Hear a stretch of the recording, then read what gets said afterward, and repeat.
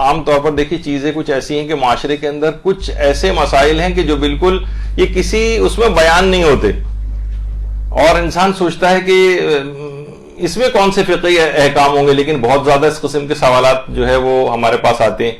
تو اس سلسلے میں ایک چھوٹا سا ایک فقہی جو مسئلہ ہے وہ ہم آج اس کو ڈسکس کریں گے، اور وہ ہے چھپکلی سے متعلق فقہی احکام. دیکھیے کہا جاتا ہے کہ پاکستان کی خواتین کی بہادری کے قصے پوری دنیا کے اندر مقصود ہوتے اگر اللہ کاکروچ کو اور چھپکلی کو پیدا نہ کرتا. تو خواتین بہرحال کتنی بھی اس کی کیوں نہ ہو بہادر، بہرحال چھپکلی سے تو سبھی ڈرتی ہیں. تو خواتین کا جو اس لحاظ سے ڈرنا ہے، اچھا مرد بھی بہرحال ڈرتے ہیں، لیکن یہاں تک کہ اس قدر بعض اوقات نڈر بھی ہوتے ہیں. خود میرے ایک رشتہ دار تھے جو باقاعدہ چھپکلی کو ہاتھ سے پکڑ کر چھوڑ دیتے تھے کہ یہ تو کوئی ایسا خاص جانور نہیں ہے جس سے لوگ ڈریں. اور مغربی ممالک میں تو باقاعدہ پیٹس کے طور پر چھپکلیوں کو گھر کے اندر بھی رکھا جاتا ہے، ہر گھر میں تقریباً موجود بھی ہیں. لیکن ہمارا مقصد آج یہ ہے کہ اس سے متعلق کچھ فقہی احکام بیان کریں، اور صرف یہی نہیں، اس سے فائدہ یہ ہوگا کہ بہت سے ضمنی مسائل بھی آپ کو پتہ چل جائیں گے. بہت سے دیکھیے فقہی احکام ہیں، مثلا کیا چھپکلی نجس ہوتی ہے یا نہیں، زندہ چھپکلی، اور کیا چھپکلی کا مردار نجس ہوتا ہے یا نہیں، یا مثلا اگر چھپکلی لباس سے ہمارے مس ہو جائے تو کیا ہمیں اپنے لباس کو پاک کرنا ہوگا یا نہیں، یا چھپکلی ہمارے جسم سے مس ہو جائے تو ہم اپنے جسم کو پاک کر رہے ہیں یا نہیں. عام طور پر مسئلے سوال پوچھے جاتے ہیں. چھپکلی کا خون نجس ہے یا نہیں. اسی طرح سے مثلا چھپکلی کا پیشاب و پخانہ کسی جگہ ہے لگا ہوا ہے، وہ جگہ یا کپڑا یا لباس وہ نجس ہوگا یا نہیں. اسی طرح سے چھپکلی کو مار کر کوئی غسل کرنا مستحب ہوتا ہے یا نہیں. یہ دیکھیے اس سے متعلق فقہی احکام ہے. عام طور پر لوگ پوچھتے ہیں چھپکلی پانی کی ٹنکی میں گر کر مر جائے تو کیا حکم ہے، یا پانی کی میں ٹنکی میں گری اور وہاں سے نکل کے بھاگ گئی وہ مثلا، اب یہ پانی نجس ہو گیا یا نہیں، یا اس میں گر کر مر گئی تو پانی نجس ہوگا یا نہیں. حالت احرام میں چھپکلی کو مارنے کا مثلا کیا حکم ہے. اسی طرح سے مثلا کھانے میں چھپکلی کا فضلہ یا چیز گر جائے تو اس سے کیا ہوتا ہے، اور چھپکلی کو مارنے کی کیا کوئی ترغیب روایات کے اندر دلائی گئی ہے یا نہیں، اور کیا چھپکلی کو مارنا مستحب ہے یا نہیں. اس طرح کی بہت ساری چیزیں، چھپکلی کو مارا کیسے جائے. اسی طریقے سے مثلا کچھ روایات ایسی ہیں کہ دشمنان اہل بیت چھپکلی کی شکل میں مسخ ہو کر دنیا سے جاتے ہیں. تو اب یہ بہت سارے فقہی احکام ہیں، اس پہ ہم جلدی اس کو جو ہے وہ ذکر کریں گے. چھپکلی کو مارنا کیا جائز ہے؟ آج کل دیکھیے وہ انجمن انسداد بے رحمی جانوران اور یہ سب کچھ ہو گیا ہے کہ یہ تو بالکل ایک نیچرل چیزیں، انہیں مارا کیوں جا رہا ہے. تو چھپکلی کو مارنا فقہی اعتبار سے بالکل جائز، یعنی بالکل آپ کو نہیں بھی نقصان پہنچا رہی، گھر کے باہر کے ایریا کے اندر ہے تب بھی آپ اس کو مار سکتے ہیں، اس میں کوئی حرج نہیں ہے. کوئی یہ جانور پر ظلم کرنے کے اس میں معنوں میں نہیں اس کو لیا جائے گا. تو چھپکلی کو مارنا جائز ہے. اچھا کیا چھپکلی کو مارنا مستحب ہے؟ تو اس کا جواب ہے کہ دیکھیے چھپکلی کو مارنے میں ثواب ہے، اس کو تو علماء فرماتے ہیں، لیکن چھپکلی کو مارنا مستحب حکم خدا کے طور پر مستحب قرار دیا جانا یہ ثابت نہیں. بعض روایت میں ثواب بتایا گیا ہے لیکن اس کو مستحب نہیں قرار دیا جا سکتا. مستحب کے معنی کہ ابھی آپ نے سنا بھائی مستحبات پہ بہت زیادہ عمل ہونا چاہیے، تو آپ نے کہا کہ چلیں پورے گھر کی آج میں چھپکلیاں اس مستحب کو میں ثواب لوں گی. تو ثواب ضرور ہے، ملتا ہے، وہ بھی اس کی آگے چل کر تفصیل بیان ہوگی. روایات میں اس بات کا ذکر آیا ہے، لیکن اتنا ثابت شدہ حکم نہیں ہے کہ جس سے اس کو مستحب حکم شرعی قرار دیا جا سکے. دیکھیے چھپکلی ویسے تو یہ تقریباً ایک طرح کی چھپکلیاں نہیں ہوتی، 600 اقسام ہیں چھپکلی کی. عربی میں اس کو وزغ کہا جاتا ہے، وزغ، یا ابو بریس بھی کہتے ہیں اس کو، چھپکلی کو ابو بریس. اور فارسی میں اس کو مارمولک کہا جاتا ہے، اور اردو میں تو چھپکلی، انگریزی میں لیزرڈ وغیرہ. تو کیا روایات میں چھپکلی کو مارنے کی کوئی ترغیب آئی ہے؟ دیکھیے روایات میں یہ بات آئی ہے کہ انا رسول اللہ صلی اللہ علیہ وآلہ وسلم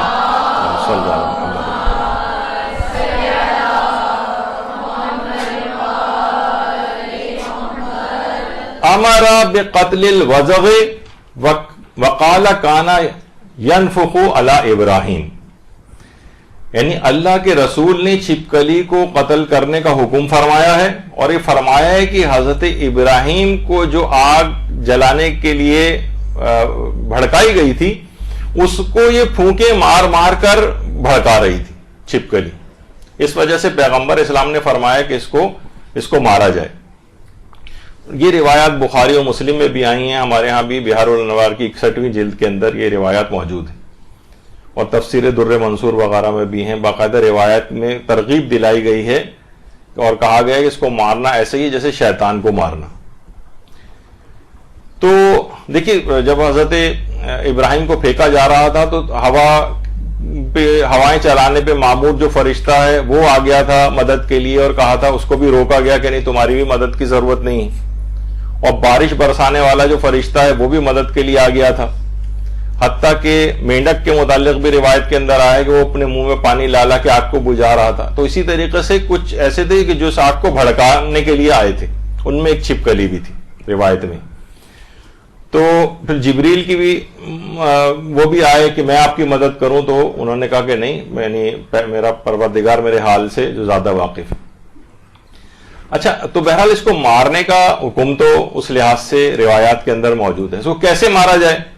ظاہر ہے آپ کے دماغ میں فوراً جھاڑو کی شکل آئی ہوگی، جھاڑو سے مارا جائے، تو یہ کوئی ضروری نہیں ہے، اس کو کسی بھی طرح سے مارا جا سکتا ہے، اسپرے بھی کیا جا سکتا ہے، کوئی کیمیکل بھی اس کے اوپر ڈالا جا سکتا ہے، اور کچھ چیزیں اور ابھی آگے چل کر بھی بیان ہوں گی۔ ظاہر ہے جب یہ چیز چھپکلی کے متعلق ہے تو آپ کو ساری باتیں بتانی پڑیں گی کہ کیا اس کے لیے کرنا چاہیے، کیونکہ روایت میں اس کو ثواب بھی ذکر ہوا ہے۔ بعض روایات کہتی ہیں کہ 7 نیکیوں کا ثواب چھپکلی کو مارنے سے ملتا ہے، 7 نیکیوں۔ اچھا، کچھ روایت میں جس میں سانپ کو مارنے سے 7 نیکیوں کا ثواب ہے اور چھپکلی کو مارنے میں 1 نیکی کا ثواب ہے، لیکن کچھ روایت صرف چھپکلی کے لیے بھی 7 نیکیوں کا ثواب ذکر ہوا ہے۔ بلکہ یہاں تک ذکر ہوا ہے روایات کے اندر کہ پہلی ضرب جب اس کو لگائی جاتی، ایک ہی ضرب میں اگر اس کو مار دیا جائے تو 100 نیکیوں کا ثواب ملتا ہے، اور اگر 2 ضربوں میں اس کو مارا جائے تو 70 نیکیوں کا ثواب ملتا ہے، اور 3 ضربوں کی اگر ضرورت پیش آ جائے تو پھر 70 سے کم نیکیاں ملتی ہیں۔ یعنی جس قدر زیادہ قوت کے ساتھ پہلی ہی ضرب میں اس کو مار دیا جائے ثواب زیادہ ذکر ہوا۔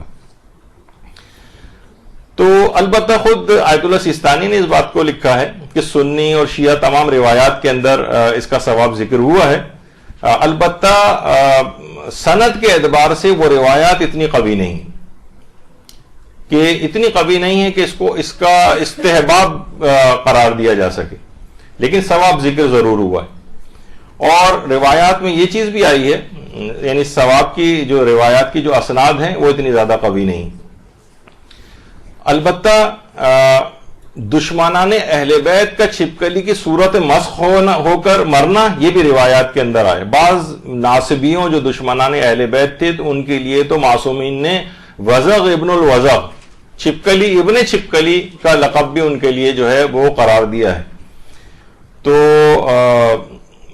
مستدرک الوسائل جو ہے ہماری کتاب، اس کی 9ویں جلد کے اندر حشرات کو مارنے پر روایات موجود ہیں، خواہ وہ تکلیف نہ بھی پہنچائیں۔ مثلا کوئی مچھر تکلیف نہیں آپ کو پہنچا رہا ہے تب بھی آپ اس کو مار سکتے ہیں، مکھیاں بظاہر کوئی تکلیف نہیں پہنچا رہی، گھر کے باہر کے صحن میں موجود ہیں، لیکن آپ ان کو تب بھی مار سکتی ہیں۔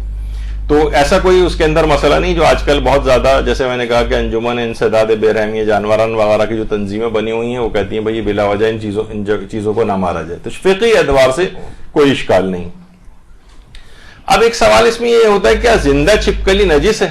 مثلا ہمارے جسم پہ، کپڑوں پہ، کسی برتن وغیرہ پہ چلتی ہوئی جائے، تو جواب یہ ہے کہ چھپکلی بذات خود پاک ہے چھپکلی، کوئی مسئلہ نہیں ہے۔ یعنی اگر چھپکلی ہمارے جسم سے مس ہو جائے تو ہم اپنے جسم کو پاک نہیں کرنا ہے، یعنی پاک کرنا واجب نہیں ہے۔ ویسے حفظان صحت کے مطابق اپنے آپ جسم کو دھو لیں یا صاف کر لیں تو اس کے اندر کوئی حرج نہیں ہے، لیکن جسم پر سے اگر ہماری مس ہو جائے، ٹچ ہو جائے، چاہے گیلی حالت میں ہو چاہے سوکھی حالت میں، اس سے کوئی فرق نہیں پڑتا۔ لوگ عام طور پر دماغ میں سوچتے ہیں کہ جیسے کتے کا مسئلہ ہے، وہ اس کا مسئلہ نہیں، یعنی کتا اگر گیلا ہمارے جسم سے مس ہو جائے تو وہ تو یعنی ہمیں نجس کر دیتا ہے، لیکن اگر خشک اگر ہو کتا وہ جسم اور یا لباس سے ٹچ ہو جائے, لوگ کہتے ہیں ہم گزر رہے تھے کتا بھاگا ہوا ہے جسم سے ٹکرا کر چلا گیا تو کیا ہم اپنے کپڑوں کو پاک کرنا ہے؟ جواب ہے کہ نہیں, پاک نہیں کرنا ہے. اگر وہ گیلا نہیں تھا یا آپ کا جسم یا کپڑا گیلا نہیں تھا, یعنی درمیان میں کوئی رطوبت نہیں تھی, تو کتے سے بھی فرق نہیں پڑتا. تو بہرحال کیونکہ یہ چھپکلی کا معاملہ ہے تو چھپکلی خواہ گیلی ہو خواہ سوکھی ہو, کسی بھی صورت میں جسم سے یا کپڑے سے ٹکرا جائے تو اس سے کوئی فرق نہیں پڑتا. اسی طریقے سے لباس سے مس ہو جائے, جسم سے مس ہو جائے یا ہمارے بستر وغیرہ پر چلتی ہوئی چلی جائے تو ہمیں اس کو پاک نہیں کرنا ہے, یعنی پاک کرنا واجب نہیں. اچھا, البتہ یعنی بہت سے تو کچھ ایکسپیرینسز ایسے ہوئے آج تک میرے سوچ کے اس میں رونگٹے کھڑے ہوتے ہیں کہ دیکھیے ایک دفعہ حج کی سعادت حاصل ہوئی تو میدان مینا میں آپ کو پتا ہے کہ خیمے لگے ہوتے ہیں, اور اب تو وہاں پر خیموں کے اندر ایک ہی خیموں کے اندر اتنی زیادہ تعداد کے اندر لوگ موجود ہوتے ہیں, تو بہت صاف ستھری حالت میں اس وقت ہے جب سب لوگ یہاں پر آ کر جمع ہوتے ہیں, اپنے اپنے کمبلوں کو کھولتے ہیں. اچھا, یہ پورا سال آپ کو پتا ہے کہ میدان مینا بالکل اسی طریقے سے رہتا ہے, ایک صحرا ٹائپ کا ایک جگہ ہے, وہاں پر یہ چند دنوں کی صرف 3 دنوں کی ایک بستی یا 5 دنوں کی بستی جو ہے وہاں پر بسائی جاتی ہے, اور تو وہاں کیڑے مکوڑے حشرات الارض وغیرہ بھی ہیں, بعض اوقات سانپ وغیرہ بھی کبھی کبھار نکل آتے ہیں. اور تو بہرحال اے سی وغیرہ لگے ہوئے ہیں, لوگ کمبل وغیرہ اوڑھ کے لیٹے ہوتے ہیں, میں بھی لیٹا ہوا تھا اسی طریقے سے کمبل اوڑھ کے, اور سب لوگ بھی موجود تھے. جب نمازوں کا وقت ہوتا ہے تو یہ سب ہٹا دیے جاتے ہیں کہ سب اپنے اپنے کمبل ہٹائیں اور ایک جگہ پہ جمع کریں تاکہ نماز یہاں پہ پڑھی جا سکے. اب جیسے ہی میں نے اس کو ہٹایا تو ہٹاتے ہی ایک ہرے رنگ کی ایک بہت بڑی قسم کی چھپکلی, میں نے جو پتہ نہیں کب سے میرے ساتھی کمبل کے اندر موجود تھی, وہ نکل کے جو ہے وہ بھاگتی ہوئی گئی وہاں سے. تو بہرحال یہ اس طرح سے بعض اوقات چیزیں ہوتی ہیں کہ اگر جسم لباس یا اس کے اوپر ہو تو بہرحال نجس نہیں کرتی. چھپکلی اگر برتن میں گر جائے تو اس برتن کو بھی پاک کرنا واجب نہیں. حفظان صحت کے مطابق آپ اس کو اس میں پانی وانی ڈال کے اس کو اچھی طریقے سے صاف کریں, وہ الگ بات ہے, لیکن پاک کرنا برتن کے اندر بھی جو ہے یہ واجب نہیں ہوتا ہے. اچھا, اسی طرح سے چھپکلی اگر مثلا پانی کی ٹنکی میں گر جائے, اور پانی کی ٹنکی میں یک تو ہے کہ پانی کی ٹنکی میں گری اور اس کے بعد باہر نکل گئی تو بھی پانی کو بھی نجس نہیں کرے گی وہ. حتیٰ کہ اگر پانی کے ٹنکی کے اندر گر کر مر جائے اور آپ نے بعد میں چھپکلی کو نکال کر پھینک بھی دے تو پانی بھی نجس نہیں ہے, حتیٰ کہ اس سے وضو غسل وغیرہ بھی سب جائز ہے. عام طور پہ یہ بھی لوگ بہت پوچھتے ہیں. یہ الگ بات ہے کہ آپ کہیں گے حفظان صحت, وہ میں بار بار کہہ رہا ہوں کہ حفظان صحت کے مطابق ٹھیک ہے اس پانی کو آپ پھینک دیں, کیوں اپنے آپ کو جو ہے اس کے اندر مبتلا کریں.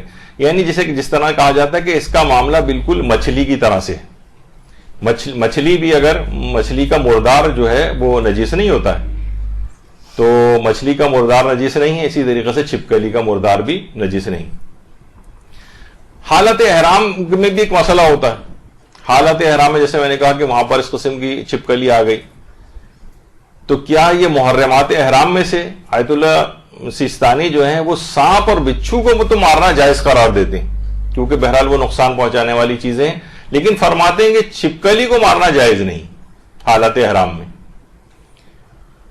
تو میدان عرفات میں انسان حالت احرام میں ہوتا ہے, تو حالت احرام میں چھپکلی کا مارنا ٹھیک ہے, بھگا دیں اس کو یا کچھ کا خود ہی وہ بھاگ جائے, لیکن وہ کہتے ہیں کہ چھپکلی کو حالت احرام میں نہیں مار سکتے, سانپ بچھو کو مار سکتے ہیں.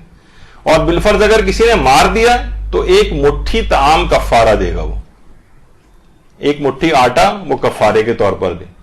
آقا خوئی بھی یہ بات فرماتے تھے کہ ناجائز ہے چھپکلی کو مارنا, البتہ اگر اذیت کا سبب بن رہی ہے تو پھر مار سکتے ہیں, لیکن اذیت کا سبب بن رہی ہے مار سکتے ہیں, اگرچہ گناہگار نہیں ہے لیکن پھر بھی ایک مٹھی طعام کفارے کے طور پہ دینا پڑے گا.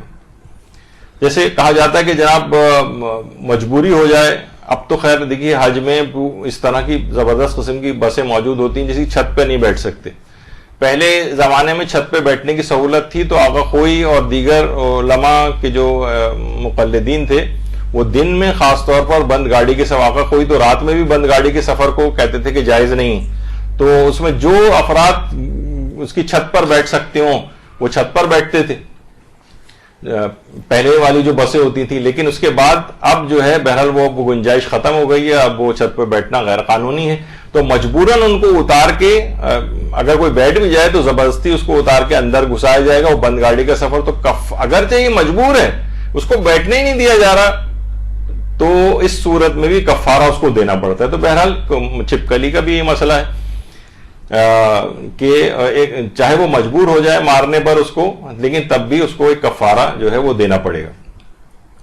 اچھا، اسی طرح سے احرام میں مثلا مچھر ہے، مکھی ہے، اس کو مارنے کا بھی یہی اسی طرح کا حکم ہے، کیونکہ عرفات کے میدان میں گویا جب لوگ جا رہے ہوتے ہیں تو سمجھیں کہ مچھر جو عرفات کے بڑے مشہور ہیں اور وہ انتظار کر رہے ہوتے ہیں، اتنی بڑی تعداد میں، انہیں بہت سال میں ایک آدھ مرتبہ بھی موقع ملتا ہے، اتنے افراد وہاں پر موجود ہوتے ہیں.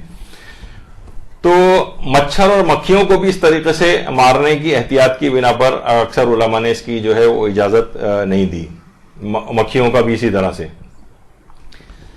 اچھا، اس کے کچھ طبی نقصانات بھی ہیں.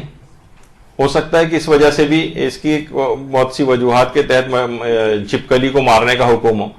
مثلا کہا جاتا ہے، بعض روایات میں یہ چیز آئی ہے کہ اس کا جو لعاب ہے چھپکلی کا، اس سے برس کا مرض ہوتا ہے. یہ ہوتی ہے دیواروں پہ برتن یا ادھر ادھر کہیں نہ کہیں اپنا لعاب لگاتی ہے. تو یہ اس پہ تحقیق ہونی چاہیے، میڈیکل سائنس کو تحقیق کرنی چاہیے. بہرحال روایات کے اندر یہ چیز آئی ہے.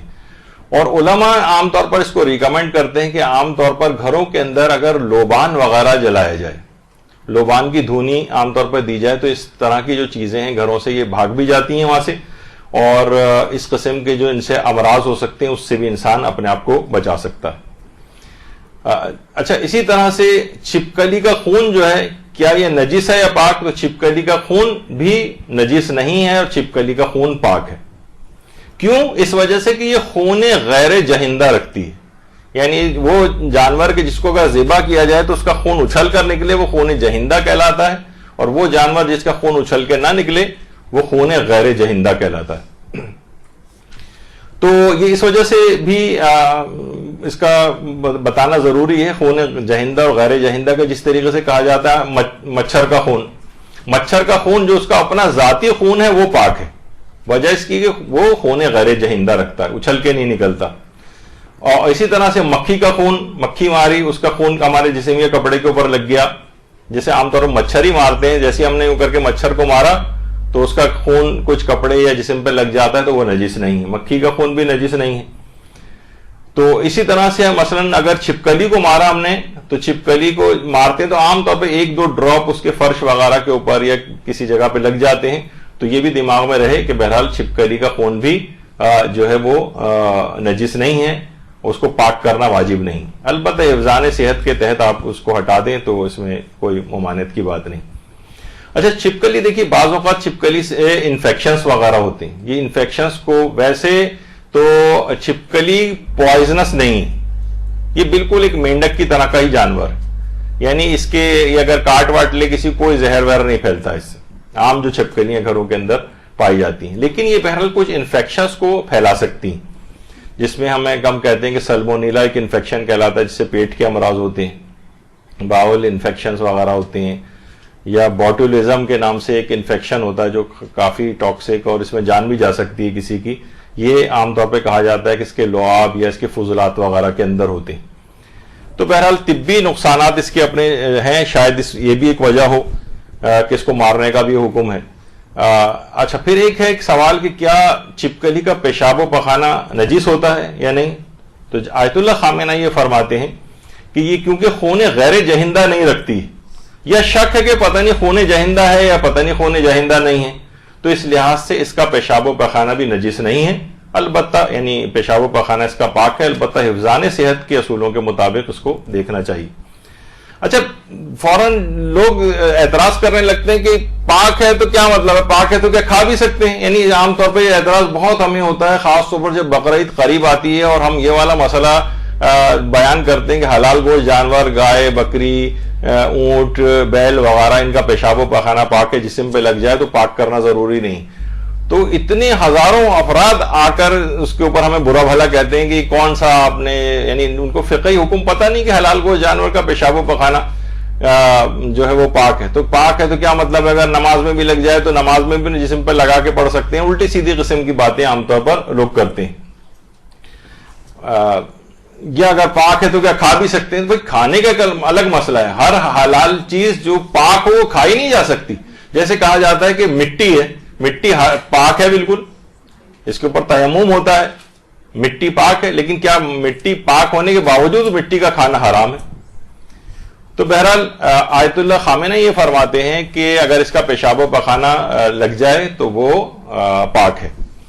آیت اللہ سیستانی فرماتے ہیں کہ چھپکلی کا پخانہ تو پاک ہے, لیکن اس کا پیشاب, بلکہ خالی چھپکلی نہیں, جتنے بھی خونے غیر جہندہ رکھتے ہیں اور حرام گوشت ہیں, احتیاط واجب کی بنا پر ان کا پیشاب نجس ہے, اور احتیاط اسی میں ہے کہ اس سے اجتناب کیا جائے.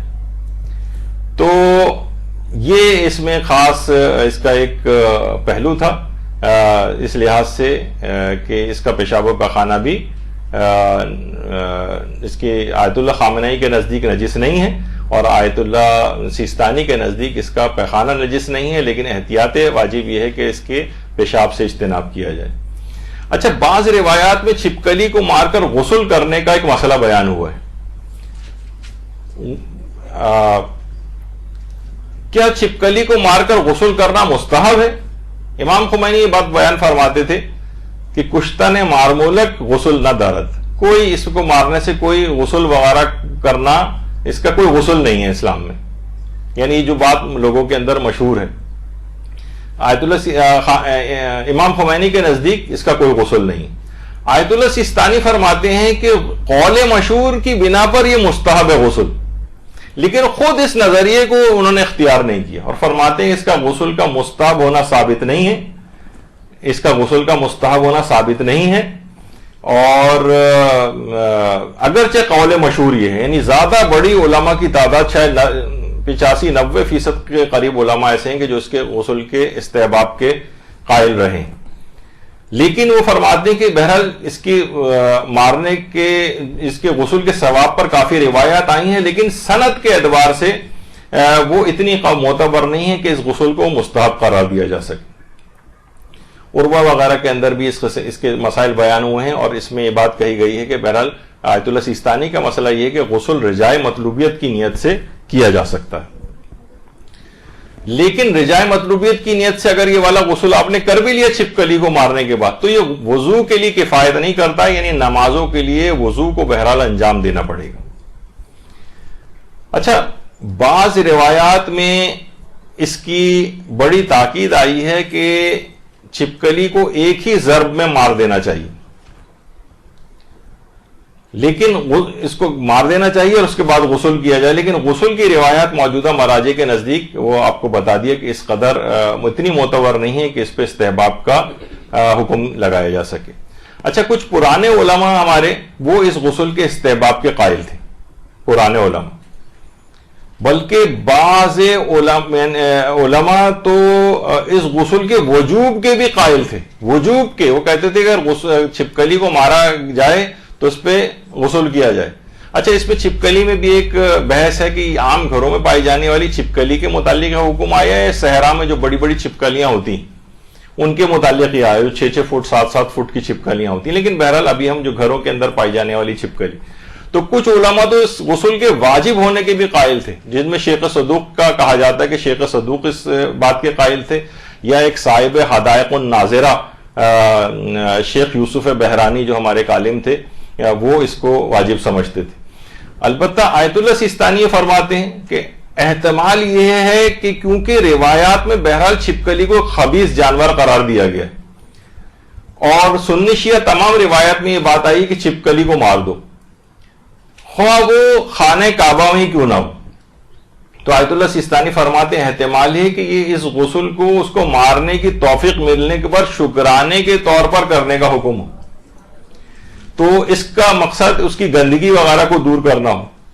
اور باقاعدہ جو ہماری کتاب ہے وسائل الشیعہ, اس کی 24ویں جلد میں بھی ہے کہ وہ افراد جو کہ انبیاء اور ان کی اولادوں کو برا بھلا کہتے تھے, وہ چھپکلی کی صورت میں مسخ کر دیے گئے.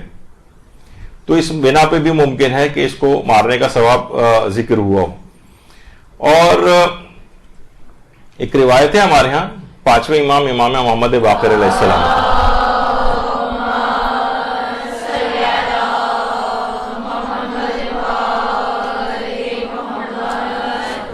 اصول کافی میں کہ دیوار پر چھپکلی بیٹھی ہوئی تھی اور بار بار اپنی زبان کو باہر نکال رہی تھی. تو امام کے اپنے اصحاب کے ساتھ بیٹھے ہوئے تھے. امام نے فرمایا کہ تمہیں معلوم ہے کہ چھپکلی منہ کھول کے بار بار کیا کہہ رہی ہے؟ اس نے کہا کہ مولا مجھے تو پتا نہیں، آپ بتائیے. کہا کہ یہ کہہ رہی ہے کہ اگر فلاں، ایک دشمن اہل بیت کا نام لیا، کہ اگر لوگ فلاں کو برا کہیں گے تو میں علی کو برا کہوں گی، یہ کہہ رہی ہے. اس نے راوی جو حیران رہ گیا کہ مولا یہ چھپکلی آپ کے دادا سے اس قدر عداوت کیوں رکھتی؟ تو امام نے فرمایا کہ بنو امیہ میں سے، یعنی جو بھی دشمن اہل بیت ہوگا، کیونکہ پورے بنو امیہ تو دشمن اہل بیت نہیں، ان کو کچھ اچھے افراد بھی، یعنی جو بھی دشمن اہل بیت ہوگا خدا اس کو مرتے وقت چھپکلی کی صورت میں مسخ کر دے گا. اور یہی وجہ ہے کہ اصول کافی کی 8ویں جلد میں بھی عبدالملک ابن مروان کے متعلق یہ آیا کہ جس وقت وہ مرا تھا تو چھپکلی کی صورت میں مسخ ہو کے مرا تھا. اس کے گھر والوں کے سامنے، یعنی انہوں نے دیکھا کہ مرنے کے بعد وہ چھپکلی بن گیا اور ادھر ادھر جو ہے وہ بھاگ گیا. انہوں نے شرمندگی سے بچنے کے لیے لکڑی کا ایک شہتیر جو ہے وہ بنوایا اور اس کے اوپر کفن چڑھایا. اور اس بات سے امام فرماتے ہیں کہ صرف اس کے اہل خانہ اور ہم اہل بیت واقف ہیں اور کوئی واقف نہیں، اور وہ شرمندگی سے بچنے کے لیے انہوں نے ایسا کیا.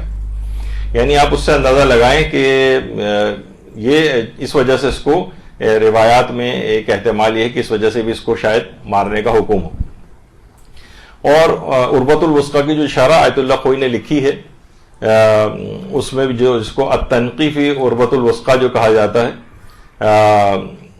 اس میں انہوں نے یہی بات لکھی ہے کہ اس کی بہت زیادہ روایات کے اندر خود پیغمبر اکرم سے بھی روایات ہے اس میں کہ اقتلوا الوزغ ولو فی جوف الکعبہ، چھپکلی کو قتل کر دو خواہ وہ خانہ کعبہ کے اندر ہی کیوں نہ تم کو ملے. اور من قتلہ فکأنما قتل شیطانا، جو اس کو قتل کرنا ایسی جیسے شیطان کو قتل کرنا. تو بہرحال اس کو مارنے میں ثواب کو بھی علماء نے ذکر کیا ہے. اور پیغمبر کی ایک اور حدیث میں بھی جس میں انہوں نے فرمایا کہ جو چھپکلی کو مارے گا اس کے 70 گناہ بھی معاف کر دیے جائیں گے. تو البتہ اس کو منحوس لوگ کہتے ہیں کہ گھر میں چھپکلی کا ہونا منحوس ہے، تو منحوس ہونے کے لحاظ سے کوئی روایت چھپکلی کے سلسلے میں موجود نہیں. اور اس کو گھر سے بھگانے کے لیے کچھ چیزیں بھی نقل کی گئی ہیں جو لوگوں نے تجربات اپنے کہے ہیں. وہ یہ کہ اگر چھلکے صرف 2 بڑے چھلکوں کے اندر یہ مختلف جگہوں پر رکھ دیے جائیں جہاں چھپکلیاں زیادہ آتی ہیں، تو چھپکلیاں اس کو کوئی اپنا شکاری سمجھتی ہیں، اس کو دیکھ کے ڈر کے وہاں سے بھاگ جاتی ہیں. یا مثلا کافور کی گولیاں، یہ اگر کسی جگہ پر جہاں پر چھپکلیاں زیادہ آتی ہیں وہاں رکھ دیا جائیں تو وہ بھاگ جاتی ہیں. یا لہسن کو چھیل کر اس کے جو جبے وغیرہ ہوتے ہیں وہ کھڑکیوں کے کنارے یا ادھر ادھر رکھ دیے جائیں تو وہاں چھپکلیاں نہیں آتی ہیں. اسی طریقے سے مثلا پیاز کو کاٹ کر اگر رکھا جائے 2 ٹکڑوں میں کاٹ کر تو اس سے بھی چھپکلیاں نہیں آتی. اور ایک بہت آئیڈیل ایک چیز سمجھی جاتی ہے وہ کافی بینز جو ہیں. ایک تو ریفائنڈ کافی ہوتی ہے جو آپ گھروں میں ملا کے پیتی ہیں، اور ایک جس کے باقاعدہ کافی بینز ہوتے ہیں، وہ اگر ہیں ان سے بھی چھپکلیاں بھاگ جاتی ہیں. تو بہرحال یہ اس کے کچھ فقہی احکام تھے.